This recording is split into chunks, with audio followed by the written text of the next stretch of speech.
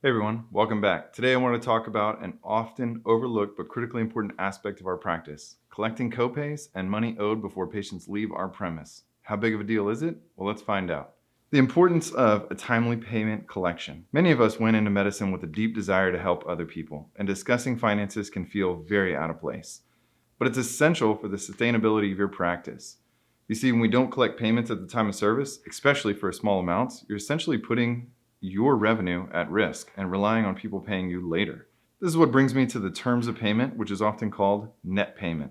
In business, if you give another business an invoice, it's a standard to give them a certain time period to pay you back. For many businesses, it's 30 days. In a business, you'll hear this referred to as net 30. 60 and 90-day payments, called net 60 and net 90 respectively, is much less common. However, it is very likely that you will get paid from a business-to-business request because otherwise that business is not going to be able to get any services from you, and you can file a lien against them or other legal actions against that other business. Our business to date has done 26,000 visits so far this year in 2023. Could you imagine the disaster of essentially 26,000 different contracts from that standpoint of asking for payment? You're essentially having to hunt down 26,000 different individuals for each payment. It's so much easier to do it at the time of service, and it does sound like a terrible idea because it is a terrible idea to make them pay later. All right, so what about a real world example? I wanted to share some real numbers with you guys. In our practice, over the past 4 years, payments under $35 that we haven't collected at the time of service have added up to an alarming $16,000. Yeah, you heard it right. $16,000 of less than $35 payments that people owed us. That's the $10 copays, the $20 copays, or for some reason we collected $80 and they really owed us $85 by the time we billed their insurance. That less than $35 amount after 4 years, $16,000.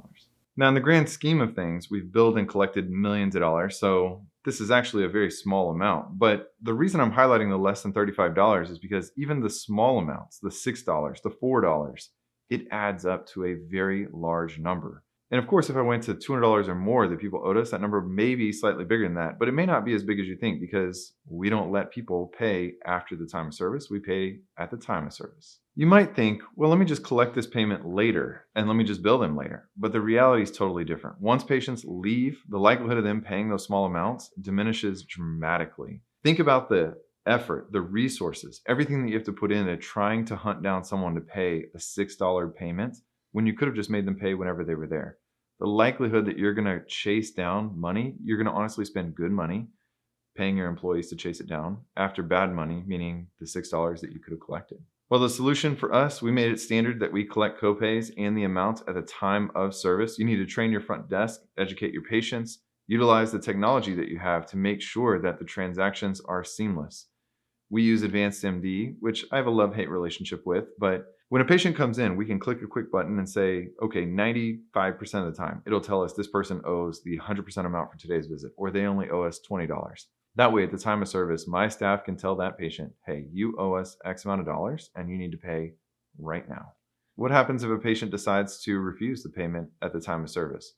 We leave it up to the doc or the PA who's seeing them that if they want to see that patient or not. For example, if it's a brand new patient and my front staff messages me that the person does not want to pay and they just don't want to pay, I tell them, no, I'd rather not see them. Just send them away. Fine, not establishing care. I'll give it a little caveat that we also give them the option of leaving a credit card on file. So if they don't want to pay, we can have them leave a credit card on file. 30 days after insurance is processed, if they owe 100%, then we message them to say, we're going to charge your credit card this amount. And if they don't want to leave a credit card on file, well, then I don't see them. We automatically assume a level 4 visit, and we warn patients that the time of service, we're going to charge them X amount. But if it's a very complex visit, they may actually owe more. And if it's a very easy visit, we may actually owe them money.